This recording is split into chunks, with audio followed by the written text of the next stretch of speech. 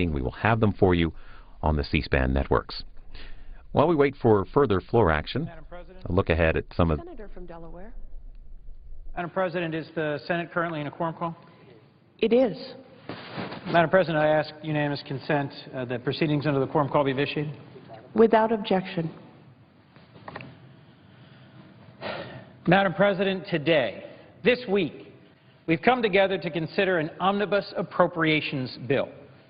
Well, that's a big mouthful, an omnibus appropriations bill, but I hope to lay out in plain language for our folks back at home and for those in this chamber why that matters, why I'm excited about it, and why I support it. This is the first time since I joined this body 3 years ago that we've considered one, and it's a real step forward. The agreement we came to on the budget and the agreement I hope we will pass on this appropriations bill means no more shutdowns, no more crises, no more autopilot, at least not for this fiscal year. This bill helps us return to regular order, to the proposition that once Election Day is over, it's our job as the representatives of the people elected to come together, find common ground, solve bigger problems together, and move the nation forward. Now, this appropriations bill is the result of a lot of hard work by members and staff. And I must begin first and foremost by thanking the Senate Appropriations Committee Chair, Senator Mikulski, and Vice Chair, Senator Shelby, as well as the House Chair, Congressman Rogers, and Ranking Member Congresswoman Lowy, who showed great leadership, working together on a very tight deadline to craft such a vast and comprehensive bill. Their work follows on the leadership of Senator Murray, Chair of the Senate Budget Committee, and Congressman Ryan of the House Budget Committee, after they came together on a bipartisan budget that paved the way for the Appropriations Committee to reach this deal this week. I applaud their leadership and thank them for the example they've set. And as a member of both the Budget and Appropriations Committees, it's been a privilege to work with them to craft these bills and ensure we meet our nation's needs. The bill before us is, of course, a compromise. And it is the essence of a compromise that it's not perfect by any means, that there are many who can find fault within it or disappointments aplenty amongst the choices made or not made. It doesn't include, for example, just to pick one thing of great importance to my state, it doesn't include enough funding to make real headway on Amtrak's critical infrastructure improvements that I think are essential, just to dealing with the $6 billion backlog of investments needed in aging tunnels and bridges and tracks. So while this bill does provide adequate funding for Amtrak today, which I'm very glad for, it puts off those critically needed investments in repairing these essential elements of its infrastructure, which we will inevitably need to make. That's just one example. And in a bill this big, there are hundreds, maybe even thousands, of the tough trade-offs that had to be made between House and Senate, between the appropriators of the majority and the minority. But as we consider our vote on this bill and how it does or doesn't meet our own priorities, our state's priorities, we can't let the perfect be the enemy of the good. We need to remember that at least in this case, the alternative to this bill isn't our own individual or perfect vision of government, whatever view we might hold. The alternative is crisis after crisis. Government that doesn't move forward with the country but treads water as the world passes us by in an increasingly competitive global environment. What this bill does in a very real way is bring back some stability for our government and our economy and allow us to make important investments in our country's growth. For instance, it takes a number of valuable steps for my home state of Delaware. It funds meat and poultry inspectors critical to Delaware's chicken industry and its 13,000 jobs. It funds the next stage of an Army Corps of Engineer project to deepen the Delaware River from 40 to 45 feet so that we're ready and can be competitive when the expansion of the Panama Canal nears completion.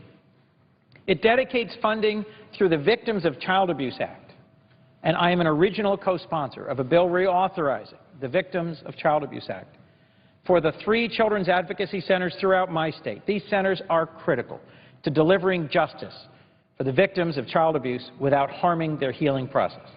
And the bill maintains funding for a Bulletproof Vest Partnership, an initiative that has supplied Delaware police officers with over 1,000 bulletproof vests in the past 2 years.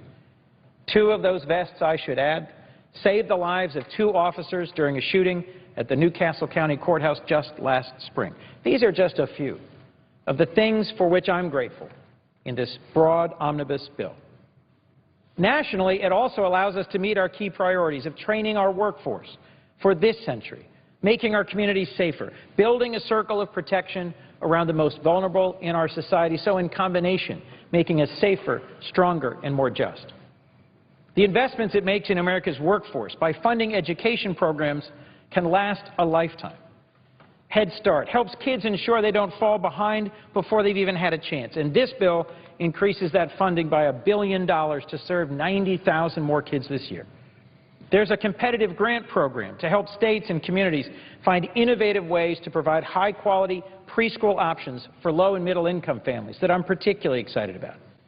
In Delaware, we saw the power of this program when we competed for and won federal funding on a competitive basis for high-quality early education just last year. The Department of Education's First in the World initiative will help colleges to measure and thus improve outcomes and bring down costs for students and families. And this bill increased our investment in job training programs like Job Corps and the Veterans Employment and Training Service, which help everyone from low-income Americans who've failed to get on their feet in the job market to veterans who stood up for us around the world and have earned our support upon their return. Next, this bill includes crucial funding that makes our communities safer. We're upping our investment in the COPS program, first championed on this floor by my predecessor, Senator Joe Biden. It'll put 1,500 more officers on our streets and in our neighborhoods keeping us safe. The Violence Against Women Act, which we came together in a bipartisan way to pass last year, is fully funded. And we're taking important steps to stop the scourge of gun violence that affects each and every community. A new comprehensive school safety program I'm excited about, new investments to improve background checks, and new training to help local law enforcement react and protect the public from active shooters. Of course, the second part of making our community safer is ensuring that justice is delivered in our courts when crime does happen.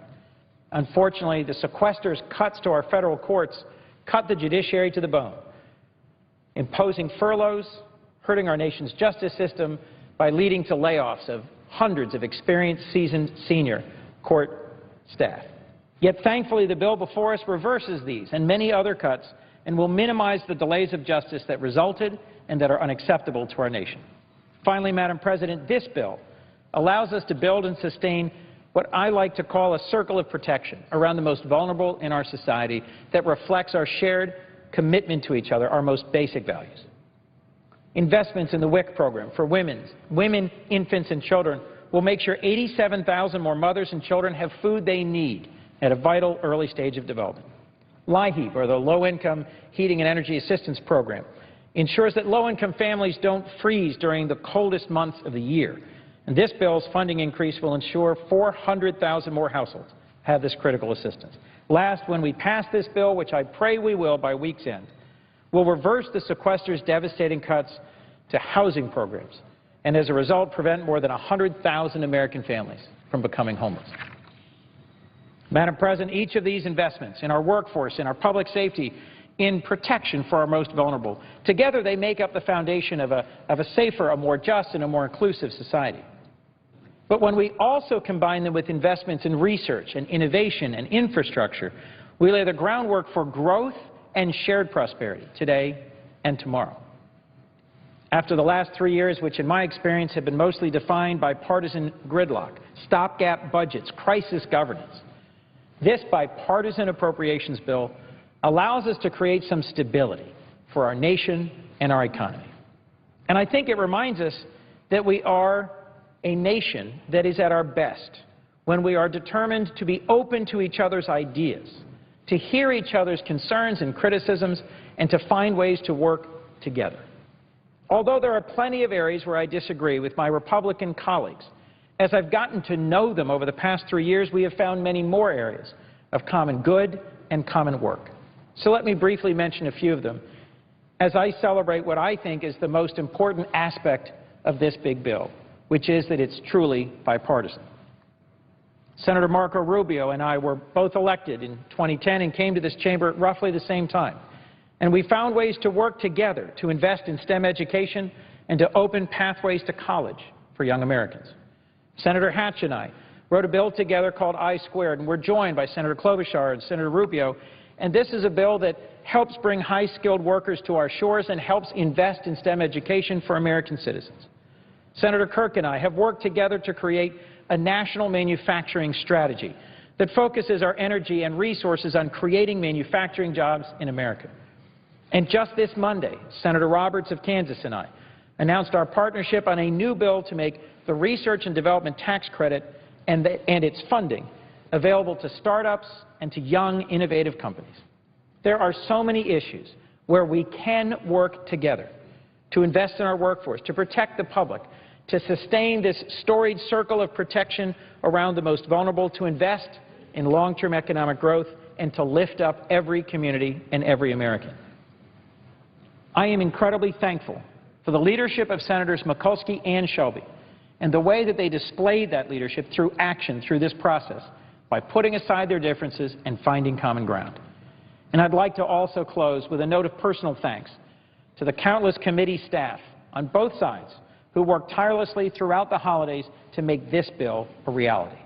With this omnibus appropriations bill, it is my sincere hope that we're putting an end to a cycle of manufactured crises, and we are sending to our American people and to our markets and to our communities the message that we can and will work together to confront the many challenges that remain here and in the future.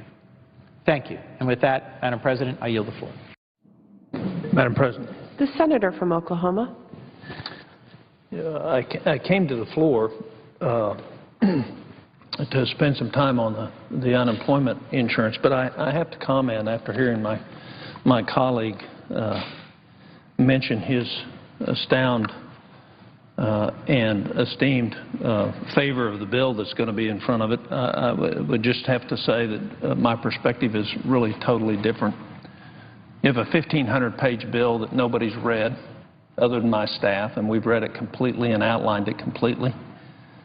You have a bill that's dishonest because you steal changes in mandatory funding and programs, and you created $17.9 billion out of nothing that everybody on the Appropriations Committee knows allows you to spend $17.9 billion but not pay for, and you transfer that sleight of hand to our children. But it doesn't seem to bother anybody on the appropriations that we actually lie to the American public about actually how much we're going to spend.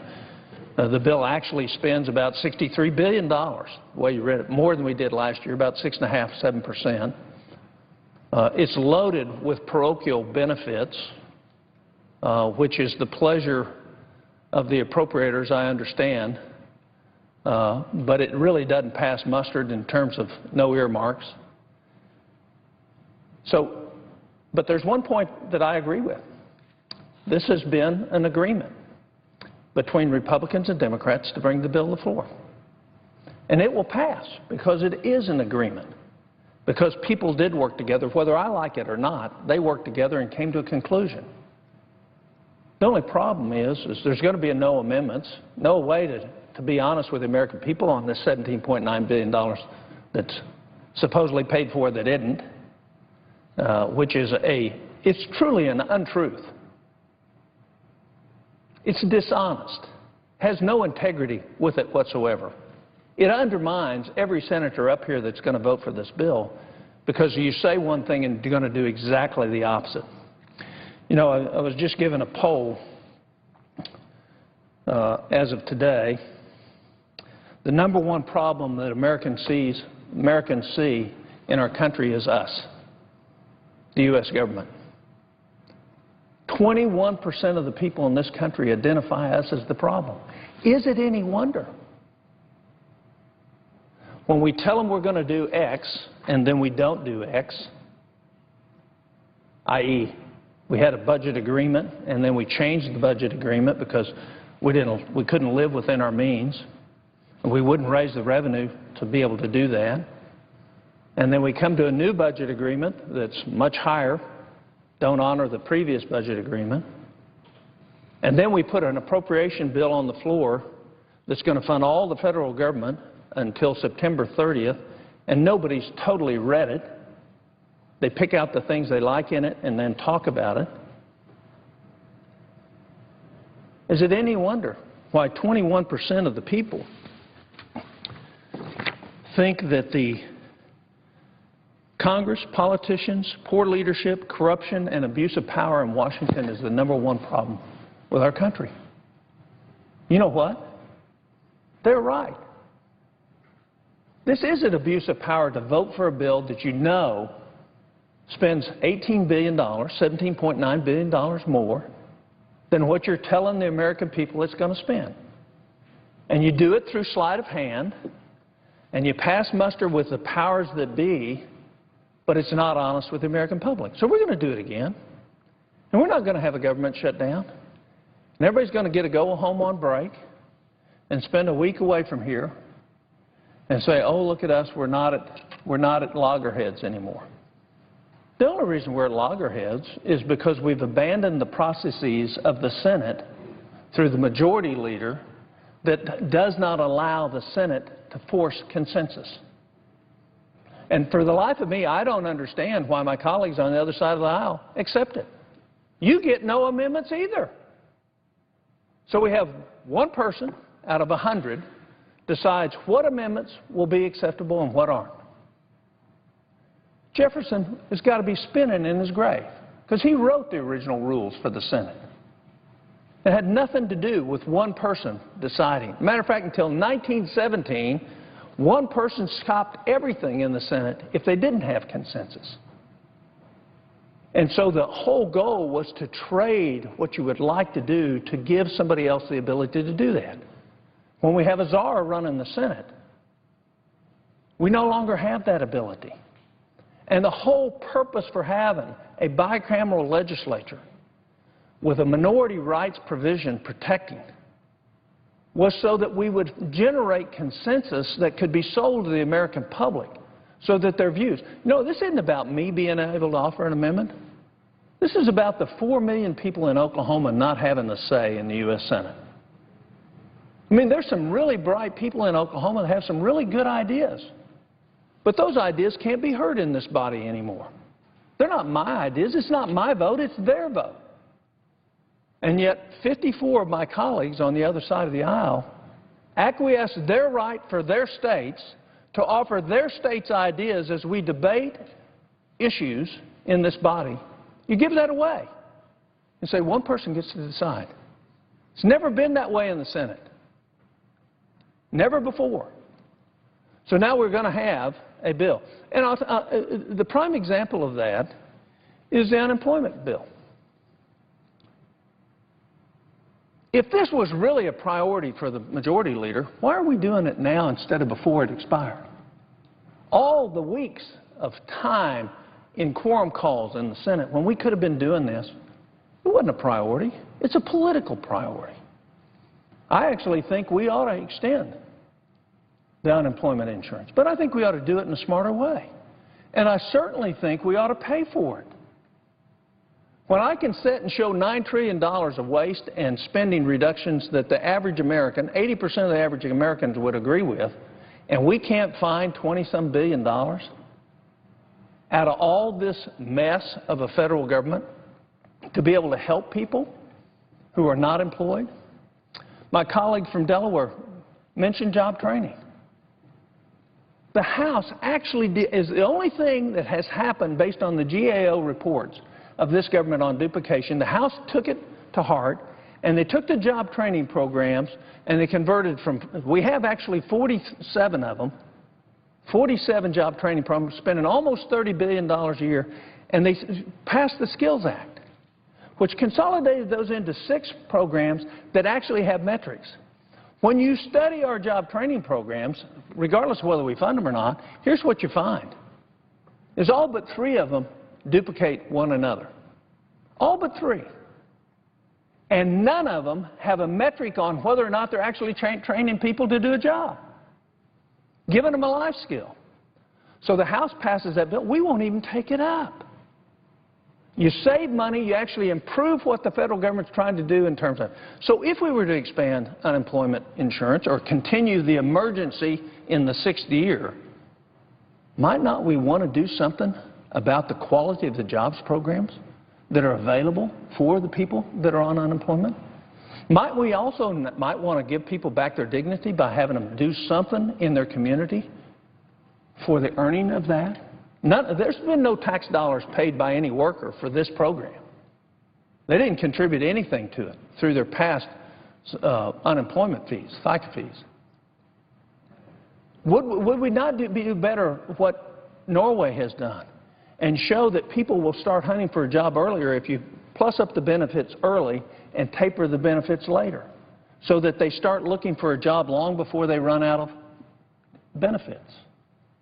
And what the studies actually show, especially the 3 states that have now been disqualified from this, is that their employment numbers went up, their unemployment went down, and the number of people needing assistance actually went down as well. So it's one thing to say we want to help people. It's totally different when it's all in a political context about the next election. Which brings me to my final point. I believe children need to have a good start toward school. But as the senator from Delaware just mentioned, we're going to add $1 billion to Head Start, and that's going to give us 90,000 new kids in Head Start. If anybody does the math on that, $11,000 per year for a Head Start program? Think about that. Give the money to the states and let them run it themselves outside of the federal government. They'll do it for $4,000 or $5,000. But because it's a federal program, it costs twice what it should. Or if you did it to the states, you could do $180,000 versus what we're doing. So we're going to have a debate. Hopefully we'll get back to the unemployment insurance. But if we want to have that debate, it's got to be paid for. We owe that to the very people that we say we want to help. And number 2 is you got to have the input of everybody, not just one person in the Senate. I'll finish up by saying this. When you see this poll that 21% of the country thinks the biggest problem in the country is us, the government, the corruption, the abuse of power, the poor leadership, that's the specific things that were mentioned in this poll. What we ought to do is look inside. Say, why is that? And that is because we concentrate on the political and not on the people. We use them as pawns to advantage our own political careers, our own elections, and the good, long-term best interest of the country gets sacrificed. And what this poll shows is the American people are pretty darn smart. They're pretty darn smart. Because they see the problem, they know what it is, and they know what's going to happen. And so we're going to pass a bill that's going to spend trillions of dollars, over $1 trillion, with all sorts of favors in there, not truly earmarks, but boy, as close to them as you can come, with new programs by the appropriators instead of the authorizing committee. That's the other thing that's in this bill. Programs written by the Appropriations Committee instead of the authorizing committee. That's in this bill. And we're going to pass this bill. And this number is going to jump from 21% to 25%. The jig's up.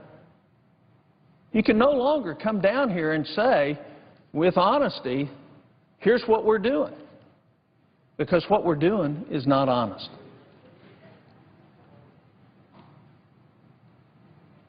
And what the American people say is, what they're saying with this is integrity matters. Straightforwardness matters. Truth in budgeting and spending matters. At least if we're going to do this, let's own up to what we're doing. Let's not be dishonest with the American public about the numbers. Mr. President, I yield the floor.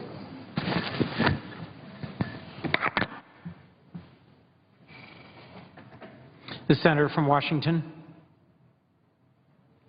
Mr. President, thank you. I want to start by thanking my friend, the distinguished senator from Maryland, as well as her counterpart in the House, Chairman Rogers. They have shown great leadership in working across the aisle to accomplish this mammoth task that we have given them on a very tight timeline, and I really appreciate their efforts. I'm here today to talk about why it is important that we pass this omnibus appropriations bill and continue to build on the bipartisan steps that we have taken so far. Last week I spoke at a press conference on youth employment or youth unemployment with a young man who was there. His name was James, and listening to James it was pretty clear he was very hardworking and ambitious, but he explained to me that he is, as old as he is in his 20s, still living at home with his parents because despite a lot of searching he has not been able to find a job. Well, what was clear to me from James' story and from a lot of others, frankly, across the country, that even though the economy has made progress, far too many Americans still aren't feeling the benefits. Too many of them are working more hours and earning less, or wondering whether they can afford to send their kids to college, or worrying that they won't be able to save enough to retire. Those are the kind of problems that we need to be thinking about here and solving. So I hope our work this session, this year, will be entirely focused on doing everything we can to create more jobs and more opportunity for all Americans, especially those who are struggling in what is still a very tough economy. There is a lot we need to get done. And if one lesson came out of the constant crises last year, it's that in a divided government, the only way to get things done is through compromise and bipartisanship. The budget deal that Chairman Ryan and I worked together on and reached is a good example. It wasn't the bill I would have written on my own. It wasn't the bill Chairman Ryan would have written on his own either. But after hearing from families and communities in my home state of Washington, I knew that we needed to do more to restore the critical investments that are being lost or were being lost as a result of sequestration. And we needed to break out of the constant crises that have caused so much gridlock and dysfunction over the last several years. So I worked with Chairman Ryan to reach a compromise. And I'm pleased that our agreement rolled back some of those automatic across-the-board cuts to priorities that were important to all of us, like education, and infrastructure, and research. And we did that in a balanced way without relying on spending cuts alone. And importantly, in reaching that deal, we were able to lay some groundwork so Chairman Mikulski and Chairman Rogers could now move forward on the important work of funding the government. Mr. President, families and communities across the country will be better off as a result of their leadership. Their legislation invests in starting our children off strong by expanding access to early Head Start for infants and for families. It expands access to Pell Grants to help more of our young adults today afford higher education. And it supports other important priorities like medical research, which help create jobs and spur innovation. In my home state of Washington, I know all of these investments, as well as others, like funding for the Columbia River Crossing Project and for repairs and improvements at Joint Base Lewis-McChord, are going to make a huge difference. So, Mr. President, I want to spend just a few moments as chair of the Subcommittee on Transportation and Housing to talk about some of the important parts of that bill. That's within this omnibus. Mr. President, that bill that's in this addresses critical challenges on everything from homelessness, affordable housing, traffic congestion, transportation safety. This bill represents a very firm commitment to providing housing and supporting services to families in need. It actually increases funding for the Section 8 program, which provides provides housing for our low-income families in this country. If funding had remained at the sequester level, more than 100,000 families today would be at risk of losing that assistance and becoming homeless. Under our bill, that will not happen. I'm also very proud that the bill includes $75 million for vouchers for the Joint HUD Veterans Affairs supportive housing programs.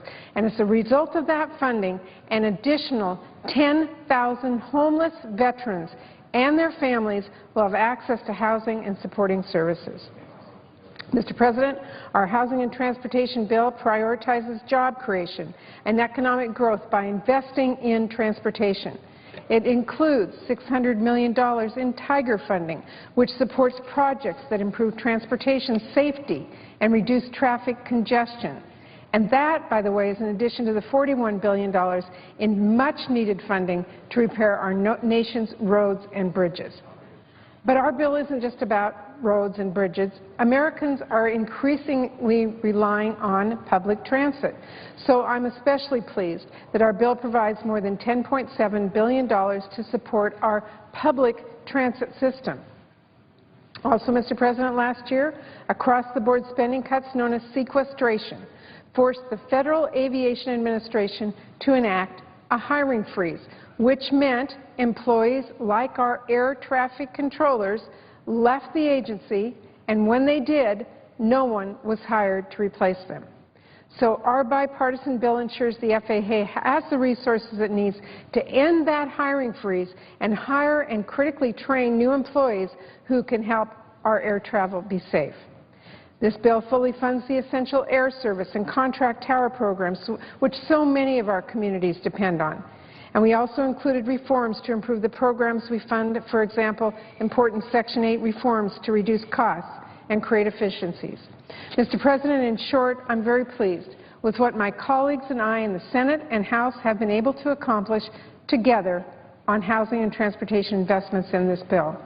And I want to take a moment and especially thank my colleague on the Senate Transportation and Housing Appropriations Bill, Senator Collins, for all of her great work and support during this entire process.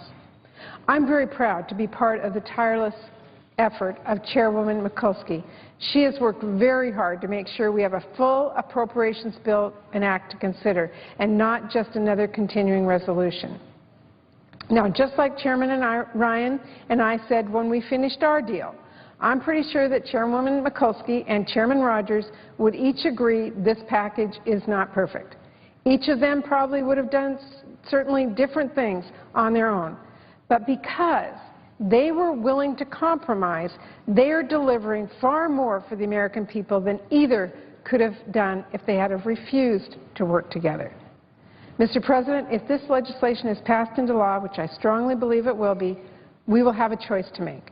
We can build on that bipartisan work that has been done so far and continue reaching agreements through compromises like people across this country do every day, or we could see more of the all-or-nothing approach which caused so much damage last year. I was, in fact, really disappointed that yesterday my colleagues rejected a good-faith offer to provide relief to workers and families who are still struggling in this country to get back on their feet, even after Democrats time and time again offered compromises to try and get a deal. We tried hard to reach a fair agreement that both sides could support, and we're going to keep trying. So I hope, Mr. President, today that our Republican colleagues will think of the many families out there who need this lifeline and look at the great bipartisan work done on the appropriations bill, and I hope they will reconsider their return to all-or-nothing political tactics. Because I know there's fundamental differences here between the two parties. I know compromise is never easy. But we can't afford to let those challenges get in the way of delivering for the families and communities we serve. And you know what? We don't have to. The legislation Chairwoman Mikulski and Chairman Rogers just completed is proof that there is a much better way to get things done. And if both sides are willing to continue to make some tough choices, there's much more we can do together to create jobs and strengthen the recovery and build a foundation for stronger, broader growth in the future. So, Mr. President, I want to thank Chairwoman Mikulski and Chairman Rogers again for their leadership. And I really hope that we can all build on their bipartisan step forward by choosing to work together and find opportunities for compromise and continue to deliver for the American people. Thank you, Mr. President, and I yield the floor. President. The Senator from Kansas. Mr. President, thank you. Today I would like the problems of the impact that the President's legacy program, the Affordable Health Care Act, or what is called Obamacare, is having on Kansans and, for that matter, patients and people all over the country. I think it bears repeating. I know some of this has been repeated over and over again, but the problem is the administration continues, it seems to me, to turn a blind eye, unfortunately, to some very egregious problems that plague the President's legacy program. Perhaps the title of my remarks should be Promises Made and Promises Not Kept. I have seen, when I travel home to Kansas and talk to people involved in the rural health care delivery system, and not only rural but in urban areas as well, and now just folks who come to the town hall meetings. They were worried about Obamacare to begin with. They were concerned. That concern turned to frustration, and then it turned basically to fear, and now it's switched back into anger and said, what on earth can we do to solve some of these problems or these challenges that are directly affecting people in such an egregious way. I think everybody understands now that the rollout of the health care exchanges was a debacle. I think that's the favorite word of the people who are writing or providing news about this. But the point is that the administration has failed to hold anyone at the Department of Health and Human Services accountable for the complete failure of the exchange and the rollout, the waste of taxpayer dollars, the confusion and the headaches that this has caused. And I know that the only thing that has been held accountable or terminated, if you will, fired, is the current contractor, and they have hired a new contractor. There is news, and we'd have to confirm this, but that the new contractor was recently fired by the National Health Service in Great Britain for being $2 billion over on the contract. That doesn't bode well if we are going to actually fix this website. At the time of the rollout, the refrain was that Obamacare is certainly more than a website. Similar to Nancy Pelosi's words prior to passage, we were all told just to wait and see, and that is still what the refrain is, with the presumption that things are just going to work out. It'll just take time for the American people. But unfortunately, what I and many of my colleagues have said is coming true, and what a lot of people back in Kansas have told me is coming true, and what they're going through. And it's the polar opposite of what was promised by this president. Again, promises made, promises not kept. Estimates are that over 5 million people have received cancellations on their health care policies, and that's just in the 35 states for which we have estimates. So much for the promise, if you like your plan, you can keep it, which has been highly publicized. The president proposed a so-called fix to this problem, which caused insurance companies to really scramble to delay things until after the midterm election. And the only person in America for whom this was convenient was the president. And it's still not working. What about the promise of less cost? A specific promise made by the president of those people forced into the exchanges. We continue to get reports, first-hand reports, I know to everybody here in the Senate, the House as well, and reports that have received a lot of coverage with regards to the news media, that the premiums are going up, not down, as promised by the president. With reports of Obamacare more than doubling people's costs and increasing deductibles by sevenfold. I'm not sure that's the average, but that's at least the high one that, with regards to some of the reports that are still coming in, obviously becoming then more than people can afford. It is really no surprise that only 2.2 million have signed up, and 2 to 1 on that goes to Medicaid as opposed to the new program. So you can see where we're headed in regards to Medicaid and some of the challenges we face there.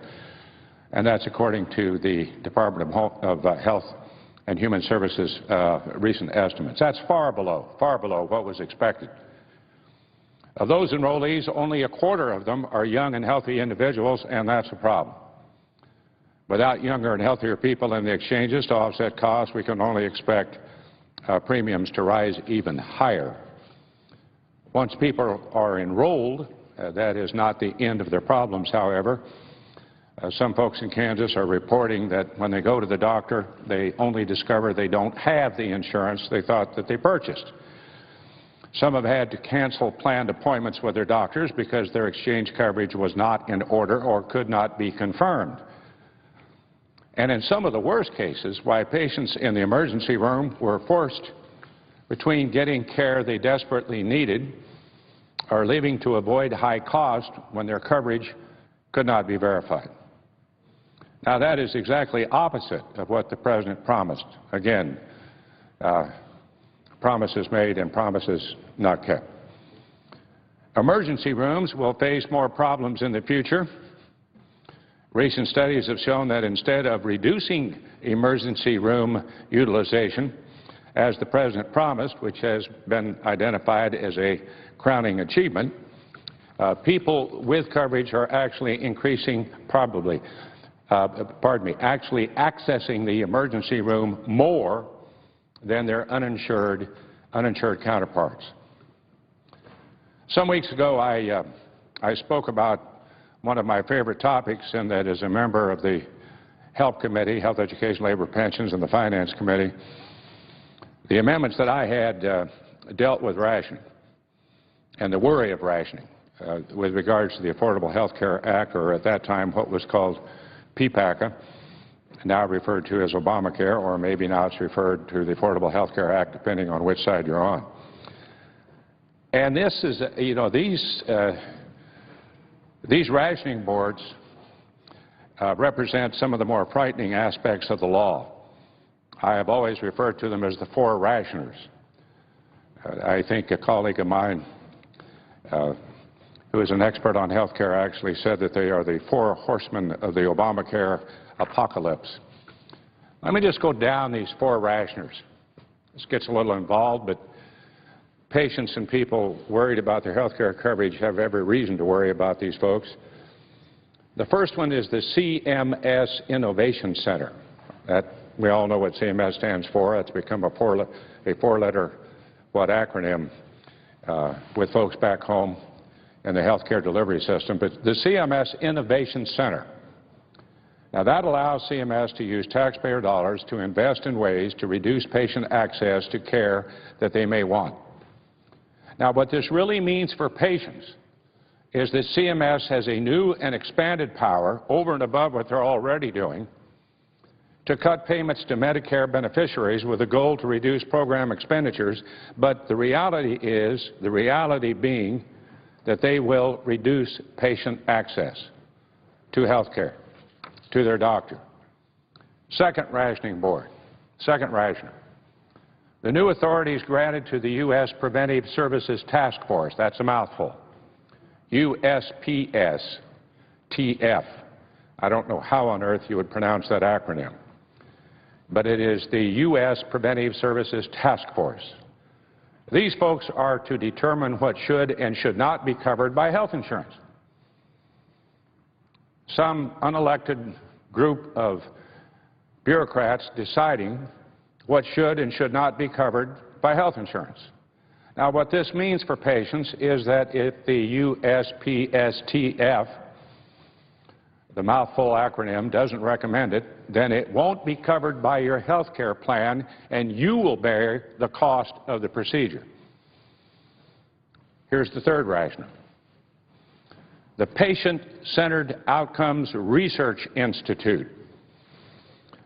That's the PCORI, if you're discussing health care policy with CMS or the Department of Health and Human Services, which does comparative effective research. Remember that, comparative effective research, CER.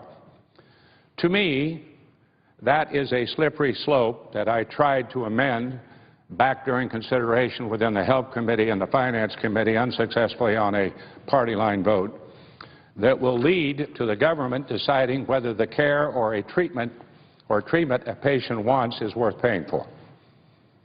Now, what this means for patients is that research could be abused to arbitrarily deny patients access to treatments and treatments by age or by gender or by race or services to save the government money.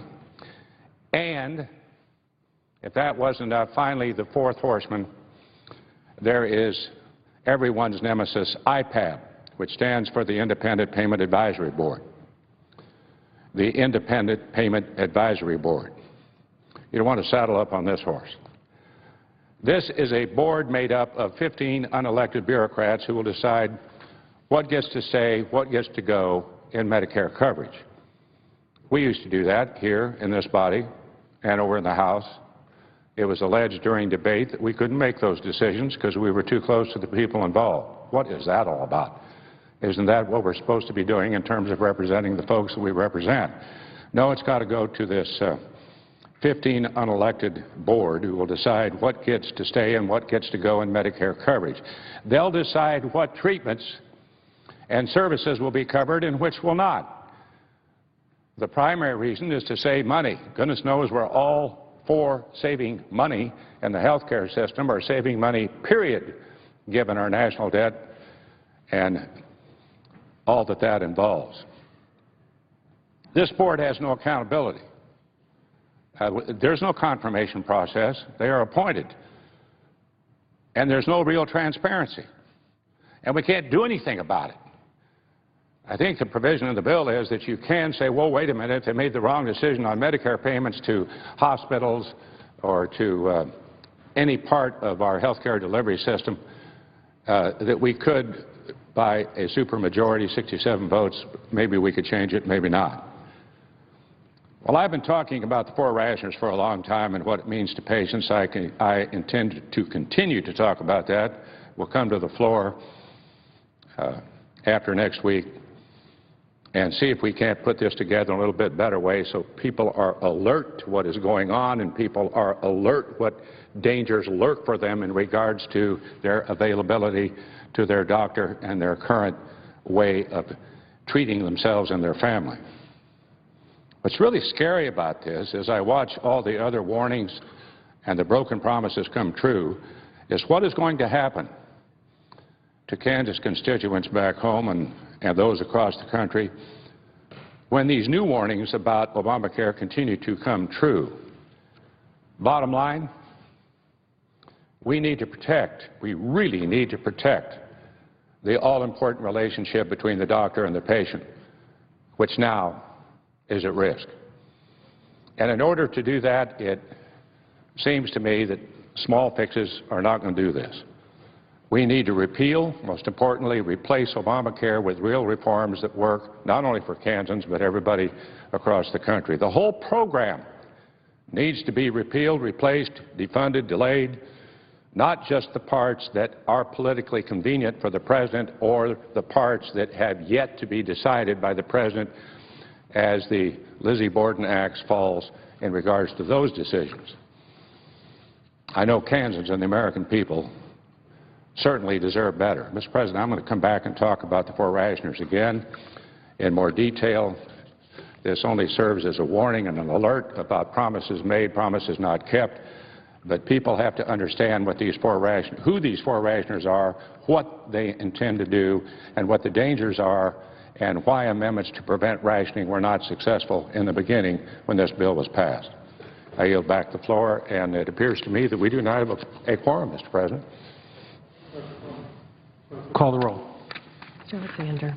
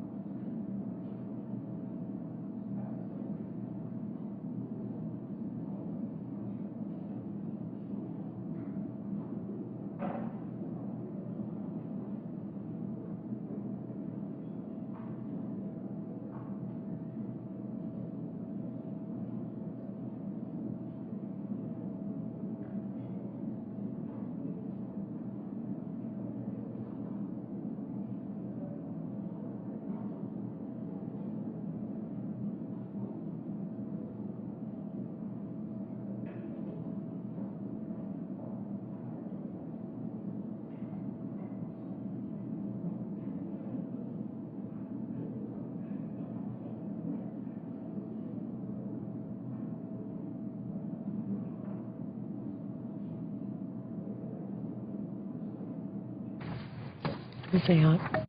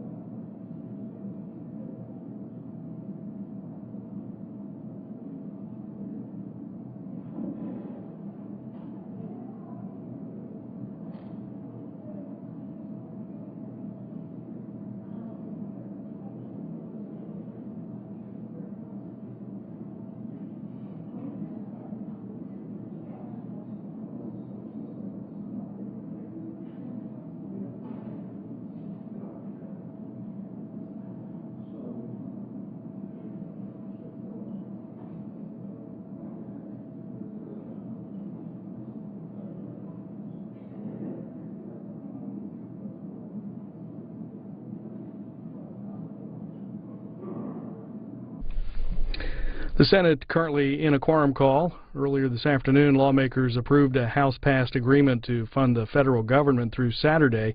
Current funding runs out tonight. That short-term spending bill gives both the House and Senate a few days to consider a longer-term spending bill that funds the government through the end of the fiscal year in September. The House voting on that measure this afternoon. If it passes there, the Senate likely will begin consideration of the measure later today. Reminder, you can watch the U.S. House live on our companion network, C-SPAN. I ask unanimous consent that the quorum call be rescinded. Without objection. Mr. President, today Gallup organization released a new poll that asked the American people a simple question. What do you think is the most important problem facing the country today? Well, the results should not shock anyone. 21% of the American people think that the federal government is the problem. Quote, I'll quote from the poll. It says, quote, dissatisfaction with government / Congress / politicians, poor leadership, corruption, and abuse of power. 18% of the American people say the economy is the most important problem or the biggest problem facing the country. So 21% say it's Washington and the federal government. 18% say it's the economy. I would point out that, not coincidentally, Politico has a story this morning that highlights one of the sources of this dissatisfaction. It cites senior White House officials describing the Senate Democrats meeting with the President at the White House this afternoon to talk about their 2014 playbook. And some of it's going to be to cover the themes that the President's going to talk about at his State of the Union speech. According to Politico, the aim is to highlight the differences with the GOP and to provide fodder for the Democrats along the campaign trail, even though these measures stand little chance of passing in Congress. Now, there's nothing wrong with our Democratic friends having philosophical difference with Republicans, or political differences for that matter, and it's logical that there would be different approaches to solving our nation's problems. But this calculated effort starting at the White House from the President of the United States, having a team meeting with our Democratic friends, saying how can we contrast our agenda with that of the Republicans, it strikes me, a shallow and cynical effort to distract people from what are the fundamental problems facing our country. We know that the President has been in office 5 years now. The economic recovery after 2008 has been anemic, after the federal government has paid out almost $250 million in deficit spending for unemployment benefits on an extended basis. You would think that the kind of meeting the President would want to have, not just with Democrats, but with Republicans, is to figure out what can we do together to deal with this anemic economic growth and to get America back to work. And as the President's promises about Obamacare, one after another, have proven to be untrue with regard to whether if you like what you have, you can keep it, the price of your health care will go down an average $2,500 a family. If you like your doctor, you can keep your doctor. None of that is proving to be true. So why in the world can't we work together to try to address the problems? The problem about lack of access to health care isn't going to go away, but it looks like all of this has been put on the shelf in an effort to try to drive a wedge between Americans for no other reason than to shore up his political base leading up to the 2014 midterm election. Why else would the President use his bully pulpit to stump for legislation that has no chance of passing in Congress? You know, this last exercise, actually very sad exercise, starting with about a week ago, the Majority Leader brought to the floor a bill that would extend long-term unemployment benefits. It wasn't paid for. In other words, it would add $6 billion to the national debt, and it would be for 3 months. Well, a week ago, when we had that vote, you'll remember, Mr. President, we had a lot of bad weather, and 17 senators were not able to be here for that vote. So it was as if the Majority Leader intended to go forward knowing 17 members of the Senate weren't going to be here because he really wanted the bill to fail, not to succeed. Well, I and others encouraged him to reconsider, and thankfully he did. So we had that vote on Tuesday a week ago, and we got on the bill.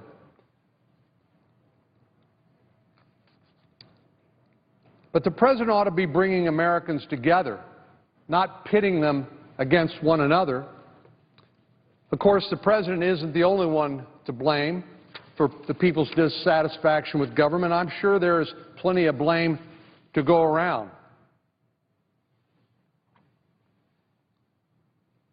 But the Majority Leader Reid, has to accept a major part of the responsibility for the dysfunction of the United States Senate and for the failure of the unemployment insurance extension bill. Republicans, in an act of good faith, filed 36 amendments that we believe would have made that bill a better bill. And the Majority Leader said, no. No amendments, no votes, take it or leave it, what we have offered. And then later on came back and said, well, we'll make these other changes, but these are the only changes we're going to make, and we're not going to have an open amendment process and vote. So instead of allowing the Senate to function, the Majority Leader filled the amendment tree and blocked every single member of the Senate, Democrats and Republicans alike, from offering even the most reasonable amendments.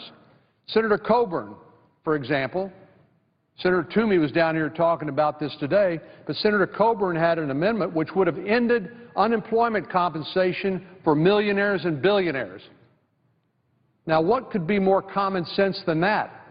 Why can't the Senate, Republicans and Democrats alike, come together to vote on such amendments? Well, you'll have to ask the Majority Leader about that, because the Senate voted on a similar amendment in 2011 and voted 100 to 0. 100 to 0. But still, the Majority Leader decided to block this amendment on this bill, even though it would have improved the integrity of the unemployment insurance program. Many others of my colleagues worked in good faith with the Majority Leader through the weekend to try to come up with another option. Senators Collins, Hatch, Inhofe, Paul, Scott, Thune, and Portman all filed amendments which would have created jobs in a variety of ways and helped grow the economy. What better way to deal with the problem of unemployment than to help grow the economy and create jobs? The alternative seems to be, well, let's just give them unemployment compensation and they'll be happy. Well, I dare say that there are very few people who are unemployed who are happy accepting unemployment compensation. They would much prefer the dignity and the self-respect that comes along with working if they can simply find a job to do. But irrespective of this demonstration of good faith by Republicans to try to improve the bill and try to help grow the economy and get people back to work, the majority leader's response was to block every single vote, choosing politics over common sense proposals that would help get Americans back to work. I must say, Mr. President, this is a stark contrast with what we've seen happening in the House of Representatives. This is a shocking figure, but the House of Representatives has passed 170 pieces of legislation, many of which deal with the poor growth of the economy and the need to create jobs, that the majority leader has ignored. 170 pieces of legislation have passed the House, many, if not all of, well, basically all of them on a bipartisan basis, but the majority leader of the United States Senate has ignored them. These include things like the Northern Route Approval Act, which approves the Keystone XL pipeline, something the President, by the way, said he would announce his decision on whether to approve this connection with Canada that would connect the pipeline from Canada all the way down to Port Arthur, Texas, where refineries exist that would make this into gasoline and jet fuel and other byproducts. The House passed a piece of legislation called the Keep the IRS Off Your Health Care Act, which prohibits the IRS from implementing Obamacare. Now, I understand that's controversial.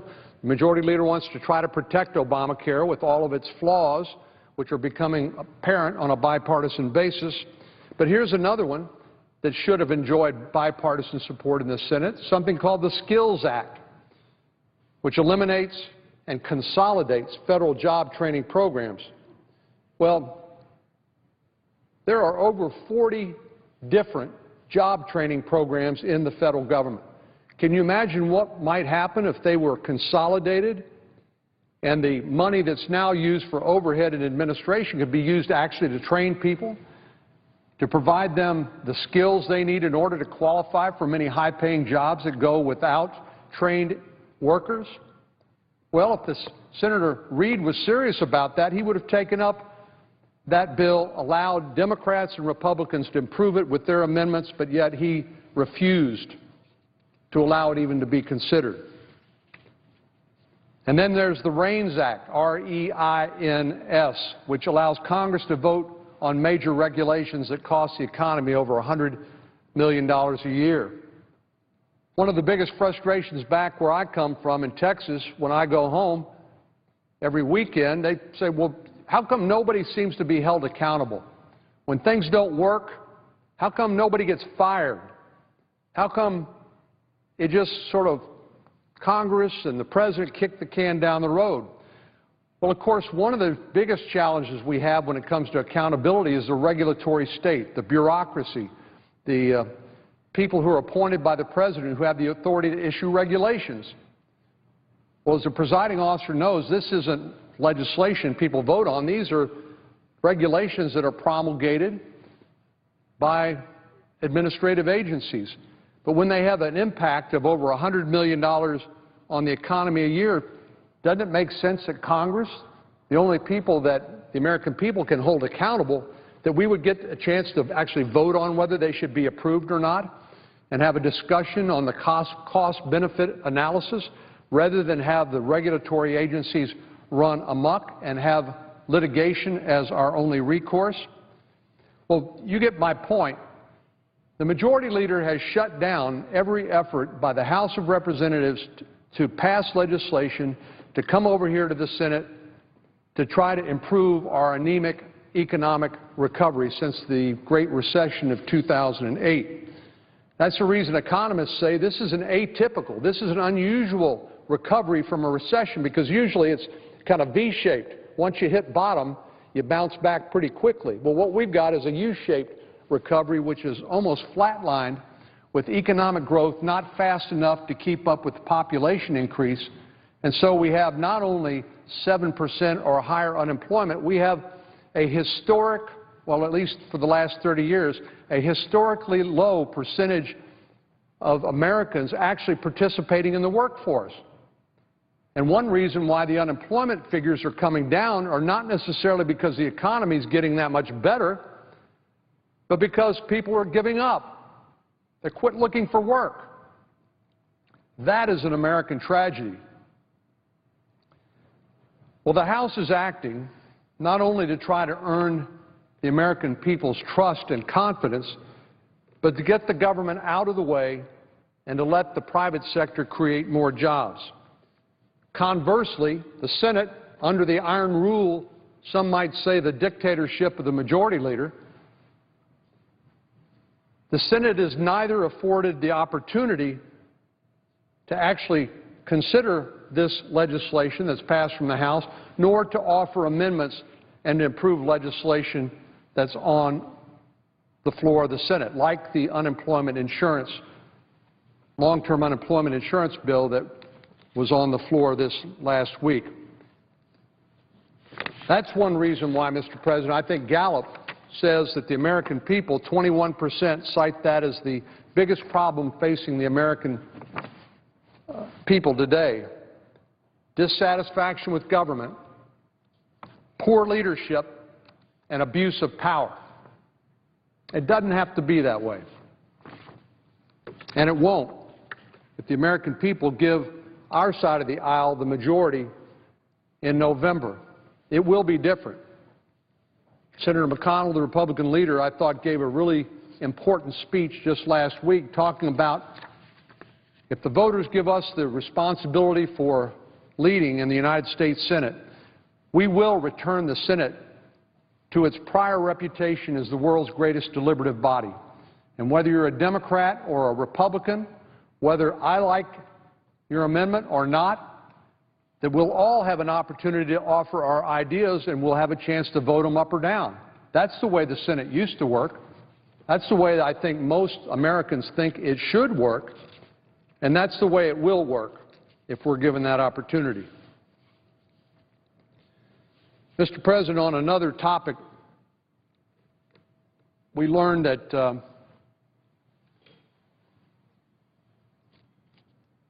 the health care exchanges that opened up on October the 1st under Obamacare, that the first reports about the composition of the pool of people who signed up for Obamacare has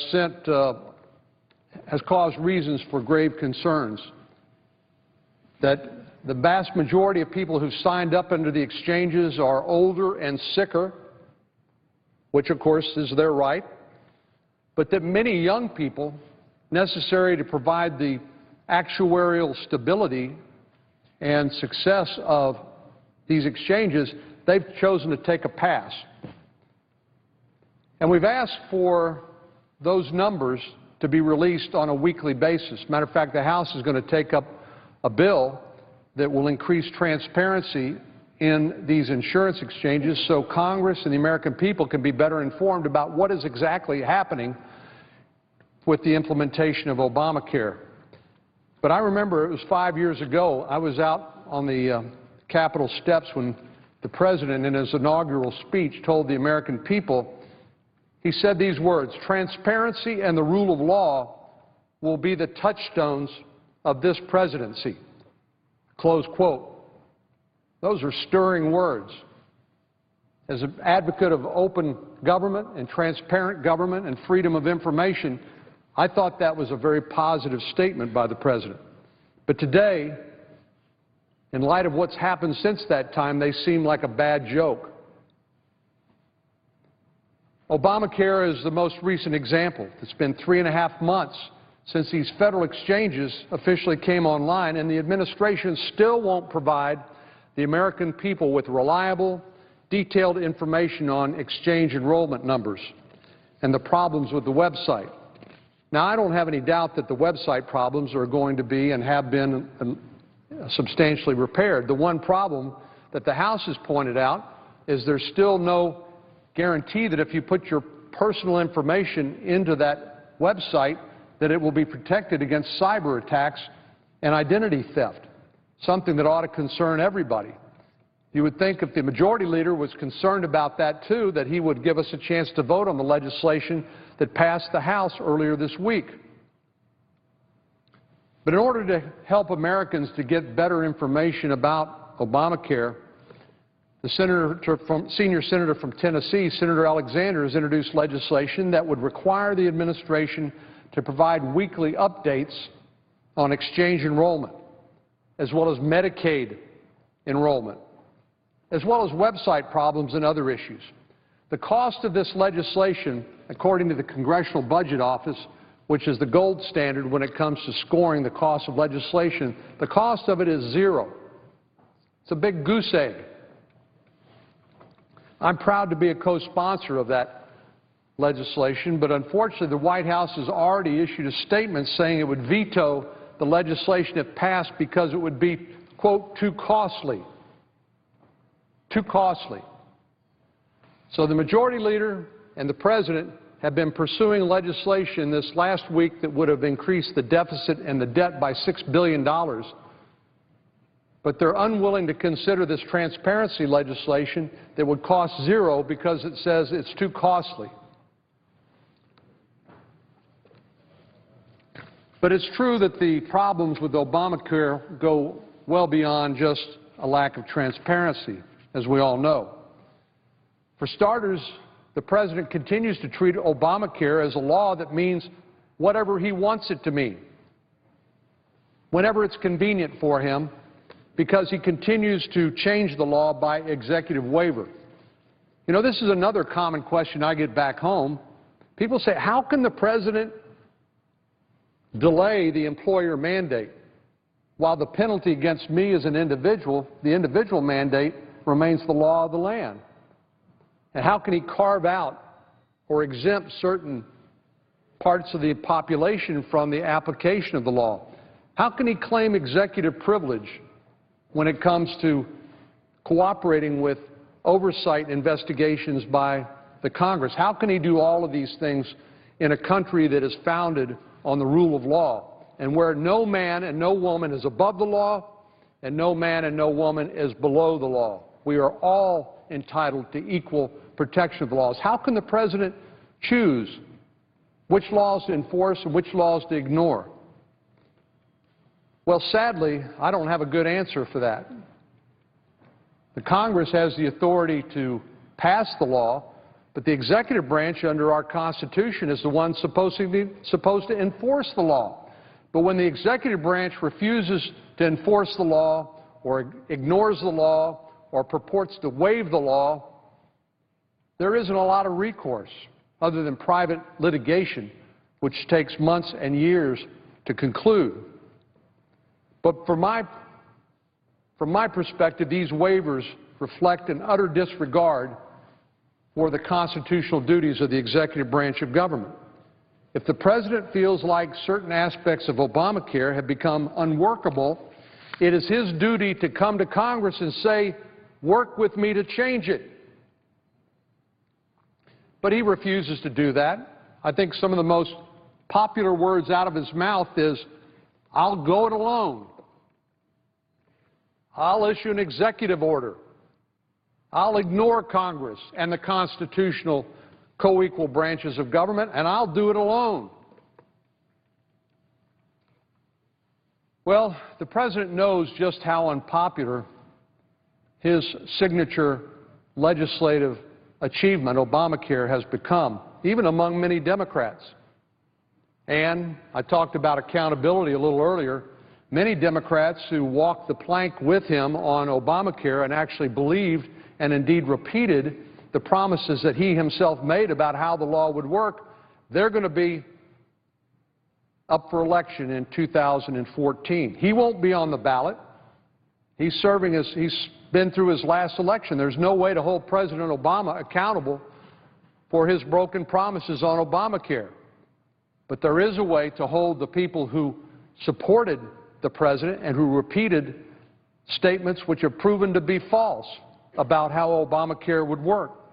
But if the President feels like the law isn't working the way it should, or if our Democratic colleagues feel like, notwithstanding their hopes and their aspirations for how it might work, that it didn't turn out that way, then what we ought to be doing is working together in order to fix the problem, not to perpetuate it.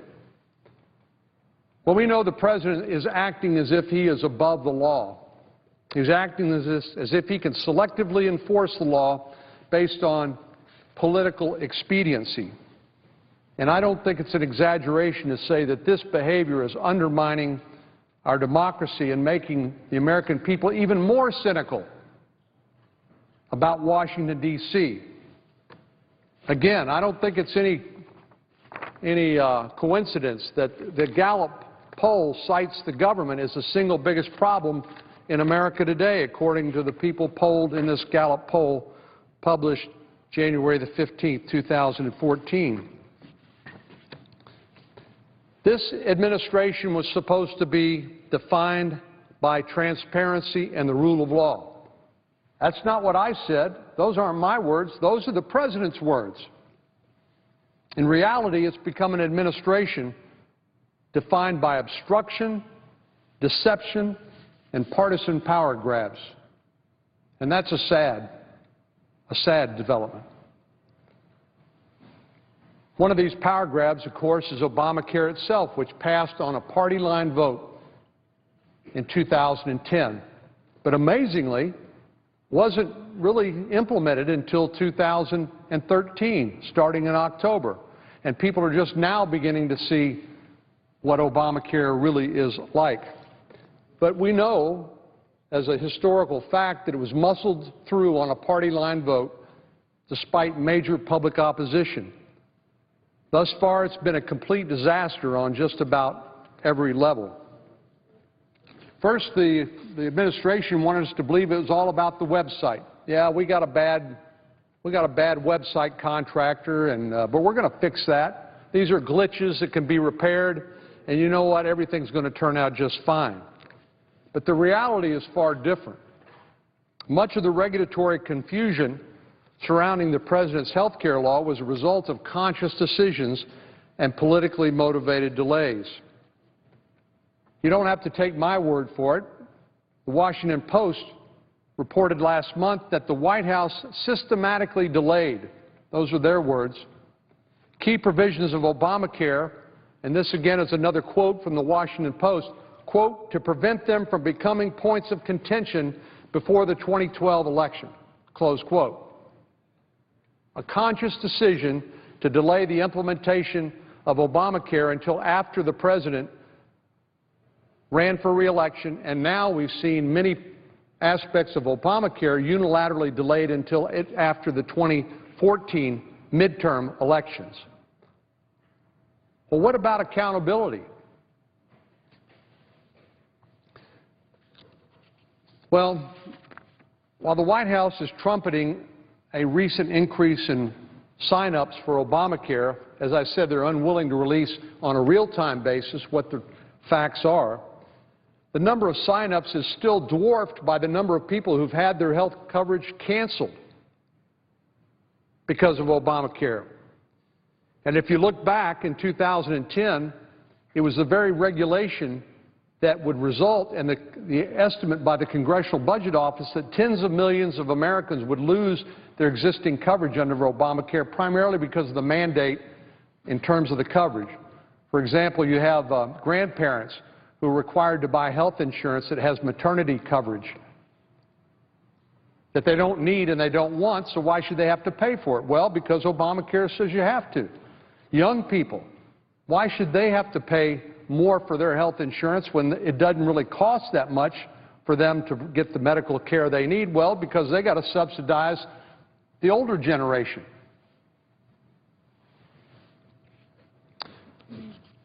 Well, perhaps no one other than the President has maneuvered more to cover up Obamacare's shortfalls than the person at the head of the Department of Health and Human Services, Kathleen Sebelius. Recall back in 2010, Secretary Sebelius threatened to ban certain insurance providers from Obamacare if they communicated with their own customers. They wanted to tell their customers what would happen to their existing insurance coverage if this law passed, and they were threatened by the Secretary of Health and Human Services, say, if you communicate with your own customers, you're going to be punished. Well, last year it came out that Secretary Sebelius later on was shaking down private insurance companies to help fund Obamacare's implementation.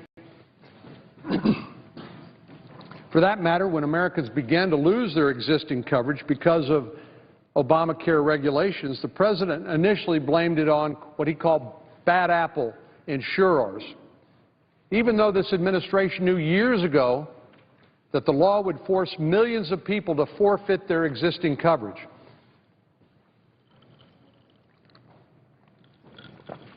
And yet the President, I think it was almost 30 times, certainly more than 20 times, said if you like what you have, you can keep it. But he said that knowing that tens of millions of Americans would lose their existing coverage, and many of them would lose the ability to continue to be treated by a doctor of their own choosing because they'd no longer be part of their plan. Well, I submit that what I've just recited has contributed a lot to this poll, which has said that people think that government is the biggest problem facing the country today. I have just a few final thoughts, and I see the senator from Missouri here, and I'll yield the floor back. I just want to conclude by saying that the core conceit of Obamacare, indeed the most offensive part of it, is that the folks who supported it, from the President to those who voted it into law, understand that the health insurance needs of individuals are better decided by those individuals and their families and the doctor they trust. But as a result of this arrogance, millions of health plans have been canceled. Millions more will be in the future. The premiums, the cost of health care coverage has skyrocketed, together with huge deductibles, which essentially would leave people self-insured. Many people have been forced into Obamacare plans that have $5,000 deductibles. So for all practical purposes, people are self-insured.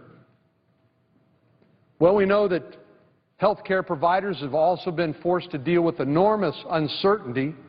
I hear it every day from the physicians and hospitals and health care providers in Texas. And we also know that America's already weak recovery has been made even weaker. And that's the reason, as I said earlier, historically, the rebound after recession is sort of V-shaped. After you hit the bottom, you bounce back and you get a spurt of economic growth. But not this time, not with the Obamacare recovery, or lack thereof. Well, the National Bureau of Economic Research has said that Obamacare may eventually cause substantial declines in employment. And that seems very intuitive in what we are seeing happening today. You know, this didn't have to turn out this way. How was Obamacare sold to the American people? Well, under false pretenses. We know that because 90% of people polled said they liked their current coverage. That's why the President said if you like what you have, you can keep it, which has proven to be false. But the premise of Obamacare was everybody gets covered. But even under the Congressional Budget Office estimate, Obamacare will leave 31 million people uninsured by 2023. So not even the underlying premise of universal coverage under Obamacare is true. Republicans believe that expanding health care choice and health care portability are important ways to reduce costs across the board. And really what we need, the reason why people are uninsured is because they can't afford it. And we need to bring down the cost, not to raise the cost, which has happened under Obamacare. And I believe my colleagues believe, that by adopting sensible, targeted reforms, not to undermine the coverage for 90% of the people who like what they have, but to deal with the 10% who don't like what they have or don't have coverage they can afford. So we need those kinds of targeted reforms to help the uninsured and help those with pre-existing conditions without disrupting everyone else's existing coverage, without throwing out the baby with the bathwater. We believe that families understand better than the bureaucracy what health care needs are in each family. And if given the opportunity, we will start over once Obamacare collapses of its own weight, or when finally there's a universal recognition in the halls of Congress that we've got to start over and to do better. And to do it better by replacing Obamacare with patient-centered reforms that I know the American people want and they deserve. Mr. President, I yield the floor. Mr. President. Senator from Missouri. Mr. President, I want to follow right along with what my good friend, the senator from Texas, is talking about. And first, I'd like to say, one of the philosophies of government that I thought was so well stated